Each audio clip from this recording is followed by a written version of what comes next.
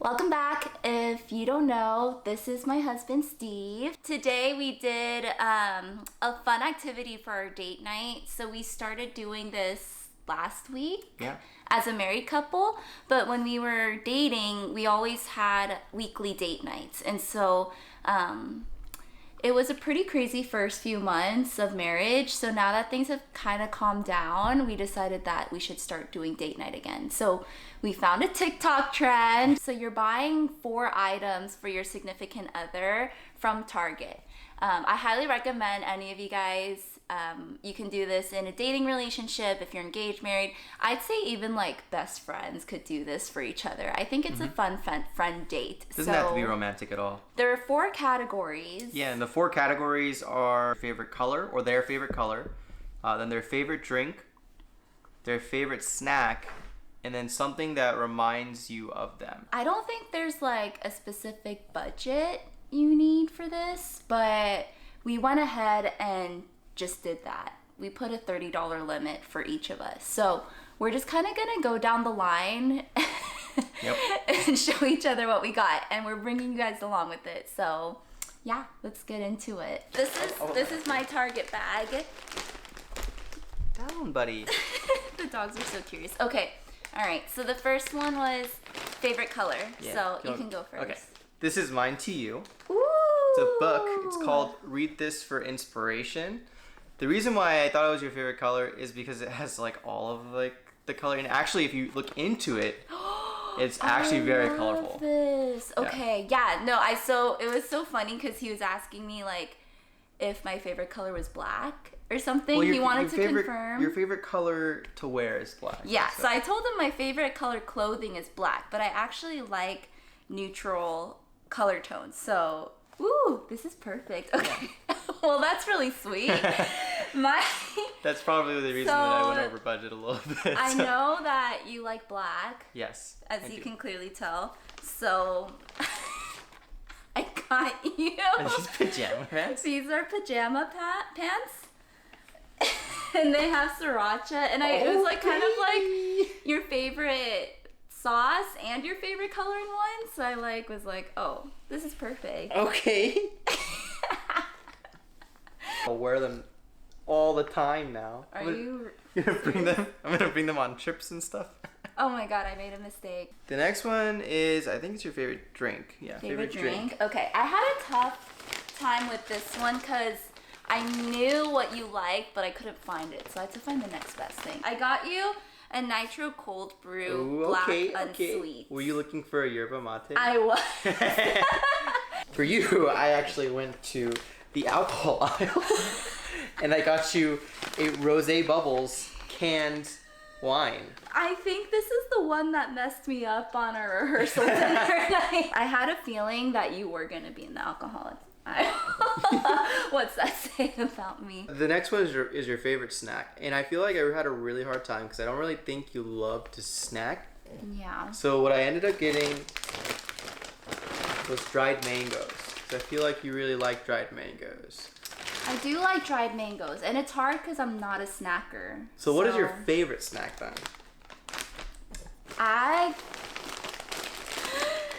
Peachos. Which I know you love. I love Peachos. I love Peachos too. We can share these then. Okay.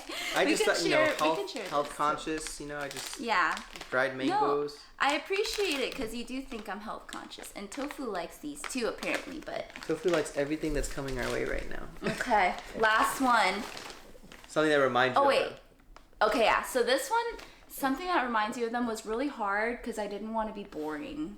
So I'm curious now. Okay, it's a 2-part gift. Okay, mine's a 2-part too. Is it really? That's so funny. Okay, wait, I'm trying to find the other one. Don't look. Okay.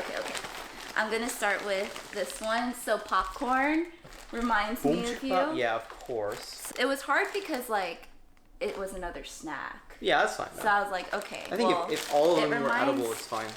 And then I know we don't have the game, but this just reminded me of you, and we can always get it later. Okay. But it's the Cards Against Humanity Dad Pack. Because you're such a dad.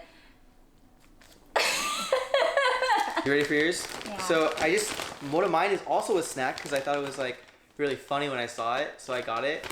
And it reminds me of you because I used to judge you for a long time ago, but go squeeze out. Oh my god! I was like, this is my favorite. I was like, oh, should I make this the snack one or should I make it like just like a remind you of that is so. I like haven't bought this because I felt so like judged whenever I buy them. So I'm so happy. And the second part is a candle. Because I always feel like you remind me of a candle, something that I remind peace. you of a candle? Yeah, peace. Oh, calming. okay. A candle is a form of meditation, you know? Yeah. Like it's a very soothing thing, and I feel like that's what you are. That smells really good. Yay! Okay, so that was pretty fun. Yeah. I thought it was really good. Yeah. Yeah, I would highly recommend it. I think among like our past dates, this was definitely more active. I'd say this is a pretty memorable date experience, especially with COVID when you can't go out to restaurants or anything like that. It's a fun way to do something in. So now we're gonna get into the question part of the video. So I asked you guys on my Instagram to ask us any questions about marriage life, dating, relationships, because that kind of seemed to be the hot topic. So we put together your guys' questions along with some other fun ones I found online. Describe what you first thought of them in one word. My word was Nuna. Ah! So, a little context to that is that she was Korean and she was older than me. And so the main words that I associated with her when I first met her, and she was in a relationship at that point too. So like there was no real reason for me to like feel like I really liked her or anything. So I was like, Nuna, that's a Nuna. That's a Nuna. I hate you. Well, mine's lame. Well, okay, my first thought of you was that you were talented because you were singing and playing guitar. But then eventually that turned into show off and like annoying. Wow, I can't get over that. This one was actually a popular question. When did you know that they were the one? So there's a point where I feel like I knew you were the one, and there was a point where I was ready to propose. So I feel like those are two different moments because proposal, like at that point, that would mean that I feel like I'm financially able to like take on the burden of moving into a marriage, not like paying for my mortgage, things like that.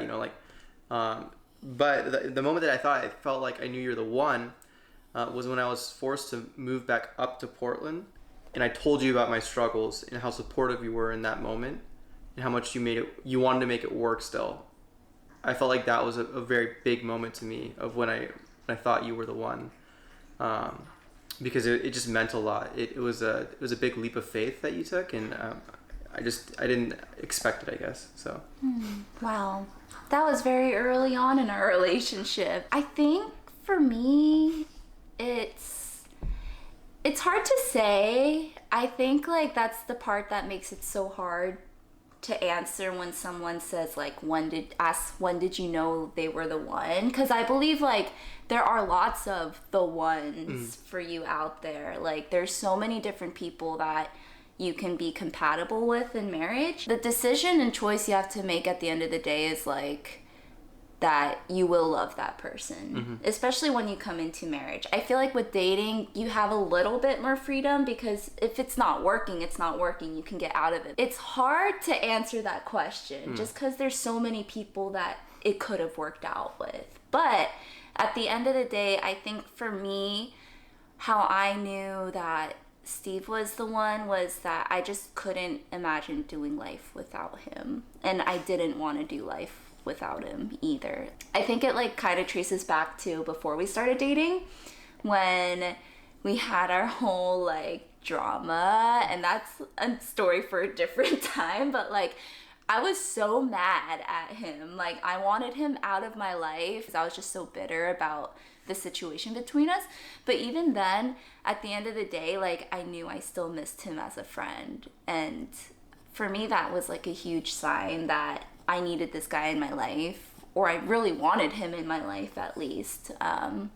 And yeah, I feel like having that strong foundation as friends really helped me to see that I could do life with him. And that was special for me. So it's unique to everyone. I think everyone will give you a different answer, but that's the best that I can say. Yeah, and I feel like, I mean, you brought up a really good point. I also don't know if it's like one definitive moment. Like I would say that was a big influence when you wanted to stay with me, but another really big influence to me was when my grandma loved you. Like that was huge. I was like, wow, like, and that's like another influence that made me feel like, oh, Steph is probably the one that I want to marry. I totally agree that like there could have been different people. What I chose was the person that was going to make me better and that I like felt like I could grow with, essentially. And yeah, so I like what you said too. Yeah. Thanks. The next question is, who said I love you first? And I'm not sure if we both need to answer this. Steph's actually the one that said I love you first, which was funny because I was actually driving down to see her in Corvallis because I was going to say I love you, and then she said it first, and then we both cried. I don't remember why we cried. It got really emotional, but we both cried. I was so overwhelmed because it was like, I want to say 6 months into our relationship. It's going to sound super childish, but in my previous relationships, the L word was said like within the first or second month. For girls, it's like, you want to hear the guy say it first. And I was just like, I'm not going to say it until he says it. And I was, I think, ranting to Corey or like expressing to Corey how like, what's the, like taptape? Like very like, Yeah, just like very suffocated because almost, I couldn't say it. But then you know what? I was like, it's okay. You don't have to follow the norm. And so Steve was egging me on, actually, because I think you knew what I was going to say, because I was like, I don't know if I want to say it. I'm so shy. And you were like, say it.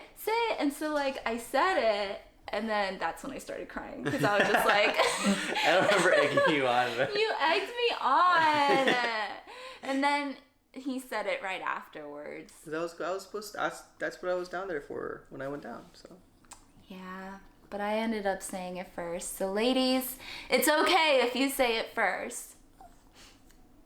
I mean, it would have been nice if you said it first. When and where was your first kiss?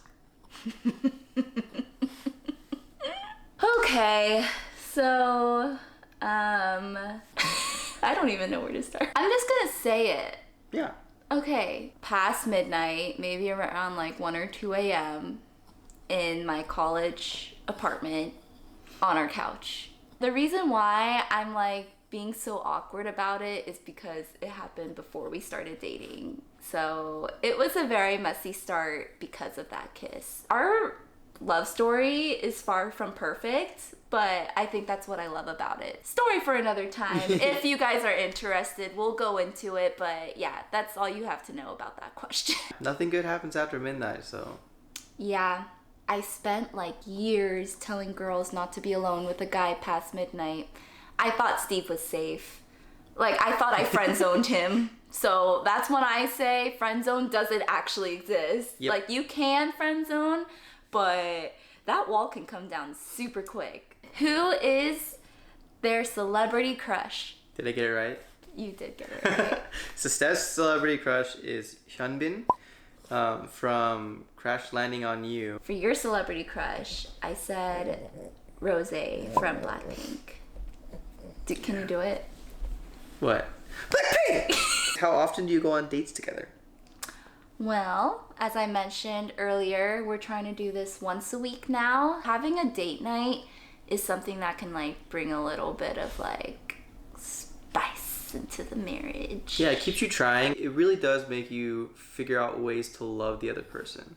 Yeah. So once a week is really good. We've had a couple game nights and it gets very competitive. Like, it's not a romantic date Full disclosure, whatsoever. I hold my own whenever we do games, okay? I'm the one that's like, start over! What would they say your best feature is? You'd say my best feature is how weird I am and my butt. I would say that you would think my best feature is my empathy and my humor.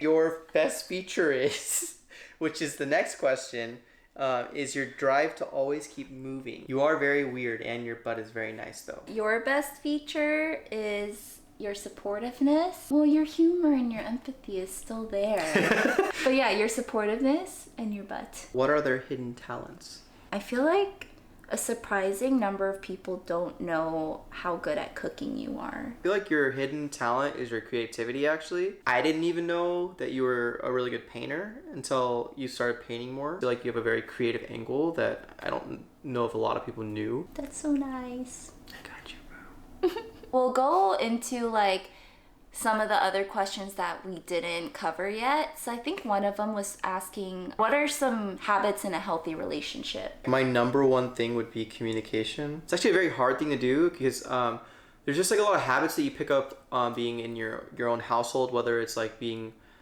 quiet when your parents are talking, even though you feel like a certain way. Like that might project onto you after you become in a relationship with somebody, and you might be somebody that actually turns into more passive being, which hinders a lot of, like, I guess like conflict resolutions and like things like that. I think that's super important for a healthy relationship to have open communication, and you don't have to be blunt. You can be truthful in a caring and loving way to your significant other, and I think that's really a very good habit that you can bring to a relationship. I would say communication is my number one thing. I think Steve covered a lot of good points. Just feeling like you can have that open line of communication.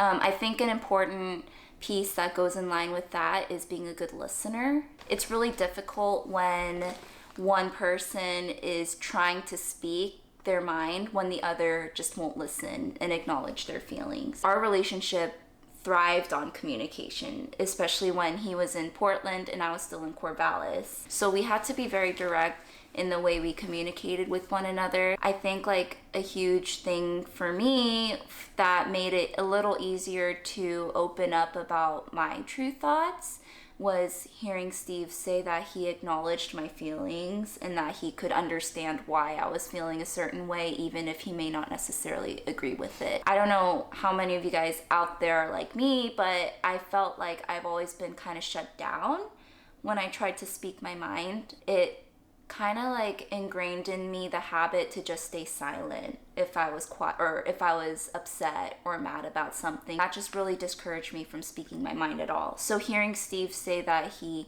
acknowledges what I'm saying and can understand what I'm saying and why I'm feeling a certain way, that encourages me more and more to speak up for myself when something in the relationship is bothering me, or if there's something that he did that bothered me, because the last thing you want is that argument where you start with one topic and then it goes to the conflicts from 3 years ago. I also think another thing is to continuously find ways to love your significant other, whether that be like, a small gesture of like buying them coffee, or like just something like that you can continuously do to just show appreciation and affection to the other person.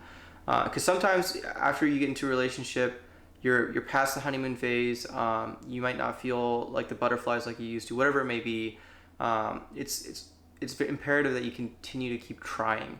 Because I feel like a lot of people just give up, and that's where it's hard. I think it's really important that you continuously find new ways to love. This girl I used to work with said that her and her husband go over the question of how have you shown sacrificial love to the other person today. And I think that's a really good question, because when you're in a relationship, you no longer am putting yourself first all the time. You have to understand that there are going to be times where you put your spouse ahead of you. So I guess this is a weird one to talk about at the very end. I'm thinking we maybe should have talked about it in the beginning, but we got the question of how have the first 6 months of our marriage been? They've been good ultimately, right? Like they've been very fruitful, and I feel like I've grown as a man as well as like a husband. It's for sure was challenging. Like it's super hard to transition in a stage of life during COVID-19, and I think that's going to be true for anyone. Things have been really great between Steph and I, and like we're like definitely finding our groove and like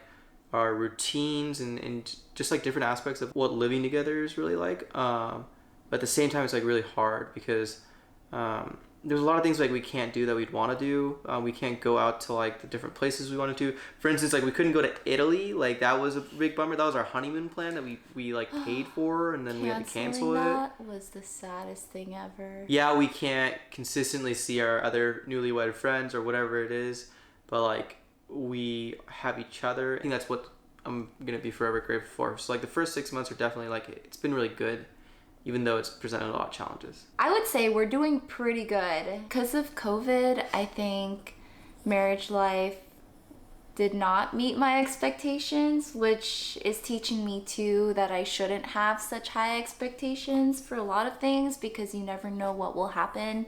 But I think ultimately I'm just really grateful that we were able to purchase this home and that we were able to start a life here together. I think my favorite part is that I never have to say goodbye to Steve anymore. Although we wish we could have spent more time with friends, and I love hosting parties and whatnot, so I wish we could be hosting more gatherings at our home, but obviously we can't to be safe. So we've spent a lot of time together, and I think people kind of jokingly say like couples problems either get magnified or they do pretty well in quarantine, and I think we've been doing pretty well. I think so too, yeah. Yeah, I think we're learning a lot about each other. That's crazy because I felt like I knew him completely, but I'm still learning a little bit more and more each day. We just kind of get to enjoy this quiet time together. That doesn't mean to say that married life is all perfect and rainbows and all of that. We've definitely had troubles here and there. We've had to navigate arguments living in the same home. Most of the time we just need to take a nap and we're okay. But yeah, so we're definitely learning the tough things. I don't know if there's something we're missing, but I feel like we're doing great. Yeah. Like it feels pretty like good. I'm living with the love of my life and my best friend, and it's a lot of fun. That is all we have. Thank you guys for watching. I hope that both of us hope that you were able to get something out of this video, whether it's relationship advice or your new date idea. Yeah, we had a lot of fun doing this. Thank you for coming on this video with me. I know you're not the type to always love being in front of the camera, so this is a huge stepping stone for him, so I'm proud of you for doing it. Thank you. Glad I could be here. So yeah, if you guys have any more questions for us, please leave it down below, as well as any other date ideas that you may have or challenges that you may want us to look into as well. So yeah, thanks again for watching, and we'll see you again next time. Bye. Bye.